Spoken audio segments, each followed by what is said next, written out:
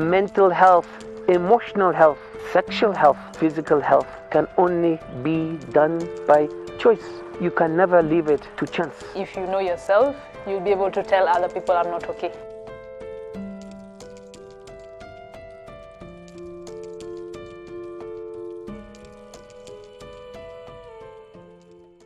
My name is Shivaranja Simani. I'm a fitness nutrition coach. I'm a CrossFit Level 1 trainer. I'm a dad. I'm a social media influencer. For me, mental health would mean just being in control of your emotions, being in control of your actions, being able to take responsibility for your actions, what you do, how you think, and how you react to things. I think for every action, there's a reaction, and just being able to be aware of what's happening at a certain moment, being in the moment and being aware that something is happening and knowing it's happening. So you're just aware, you're alert, you're in the zone in that moment, and yeah, you're in control basically. The most difficult struggle was late 2017. A friend of mine died. I got the news when I was coming to town, and I'm like picking the phone. I'm trying to say, hello, you know, Nani has died. And I'm like, what the fuck? We are like in a 14-seater. I shouted. I didn't expect it. No one did. The girl was very talented. Everyone knew that this guy is going to be a star one day. And then he just died like that. That's the first time I got hit by my first bout of depression. I didn't know what it was. It was just a continual loss of interest with life. I'm like, if someone would just walk in where I am and then threaten people, I'm going to shoot you, I'd be like, go ahead, start here. Yeah, and I was like, how the hell am I thinking this way? You think you'd love being alive because you fear death, and then you're like, you won't mind dying. You're like, how is this even in my mind in the first place? So it ran on for like 3 months. 3 months. And the thing I was mostly worried about is that I was an artist, and with art, creativity is like another level of fresh air. And now you don't have that, and then you're like, okay, now why am I even living? Because it's now expensive. Yeah, it's like if I was dead, I wouldn't even mind, because there would be no me to mind anything. Yeah. So that was my biggest struggle, because it messed up everything.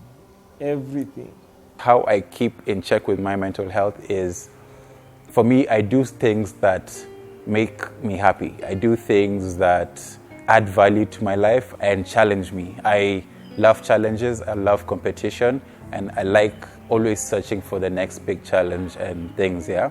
And how I feel good is through working out, through sports, because I basically play as much as I can.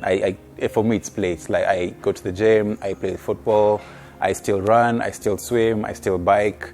I join a boxing class, and I feel good when I work out. So I'm able to give off that energy back to other people and the world, you know, this positivity as a trainer also, just give that back to other people and be able to triage situations and break it up and really see what's really happening. And for me, that's just how I keep my mental health, I'd say. My art has a history of being like the only thing I would do on my own without being told, be this, do this for you to be a good boy, do this for you to, like, it didn't have any rule. It was just like, finally, I can now express myself. Okay, after listening to you guys now, finally, now let me do my thing.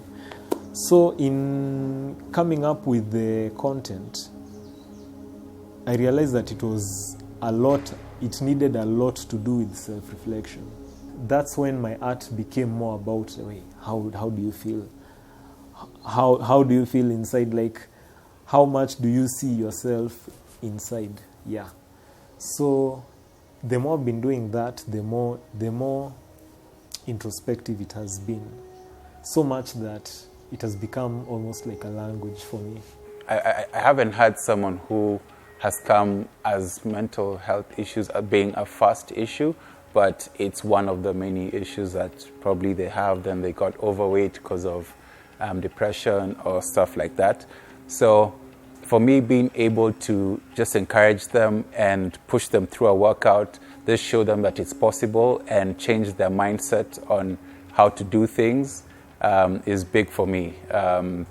Just seeing them happy and proud of themselves, because I feel like that they're not really proud of themselves.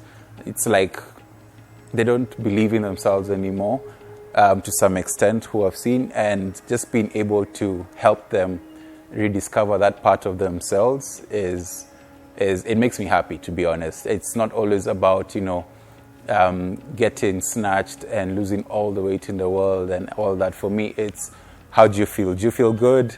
Yes, you're sore, but how do you feel when you wake up? Are you more positive? Are you more active around family?